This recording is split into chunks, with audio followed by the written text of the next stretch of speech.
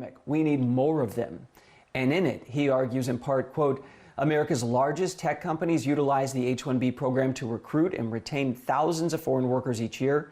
While it's understandable that some people would want to halt the program in an attempt to shield Americans from foreign competition, such a policy would only stall the nation's economic recovery and weaken our ability to fight the pandemic. So, how do we balance that importance of getting the world's most talented minds to help solve this crisis with the need to reemploy millions of Americans, even in the tech sector? I put those questions to Sam Peake. There's a conversation happening right now about immigration. We've heard a lot of people, especially on the right, say we need to make sure those jobs, when they come back, go to Americans. You have a different take when it comes to the H-1B visa. What is it? Sure. It's a visa for highly skilled temporary workers. It's also a target that a lot of restrictionists that usually agree with President Trump want to ban. Trump had banned, had placed a ban on immigration to boost the economy, and people are saying he needs to go even farther and ban these guest workers. And I can understand where they're coming from to some extent. There's a lot of economic insecurity right now, but we also have an obligation to look at what the facts say. And what the facts say is that these H-1B workers, they actually create jobs and more opportunities for Americans. Why bring in workers from outside who could potentially be seen as competition to get the jobs and economically? It's the case with everything that you're going to have some workers compete with other workers. Americans can compete with Americans for some jobs. That's not going away. But we have to look at the broader perspective, though. And the fact is that they do create more jobs for Americans. Some American computer scientists, it's possible that they could be displaced, but at the same time, they create jobs for a lot of non-college educated tech workers in the U.S.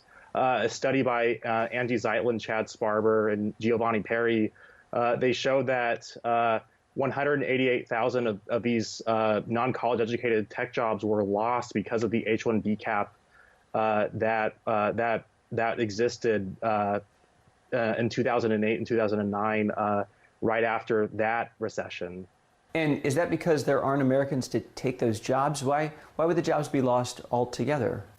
Americans are more fluent in English, so they have a more communication-oriented sort of job. So for a lot of these sort of tech companies, they could be managing teams and collaborating, whereas H-1B workers, their language skills, their English skills are not the same. So they would be more doing data-driven stuff. So because of that, people are able to specialize in these firms, and that creates productivity. And so that leads to the improvement of products. It leads to more patents, and it just leads to a stronger economy. And it also boosts our ability to fight, COVID-19, since a lot of these H-1B companies are looking at cures and treatments through AI. We've got a global shortage of AI workers right now. And we recruit we recruit over 40,000 of AI workers each year through the H-1B visa. And do you think things like AI, things like technology are going to be crucial to our economic but also medical recovery? Oh, absolutely. There's no question about that. You see companies like Microsoft, for example, they've been crucial to creating intensive care units, a new system for intensive care units using AI that distinguishes between patients that are likely to have COVID and patients that are unlikely to have COVID but have symptoms that mimic COVID. So that way they can prioritize patients. We're seeing efforts from IBM to assemble all of these supercomputers to help researchers in the US be able to come up with research that's produced in a matter of weeks instead of a matter of months. So we're just, this tech helps us leapfrog over this virus. Sam Peake, helping us think about this in a new way that I haven't heard a lot of people talk about. Thank you. Yeah, thank you very much.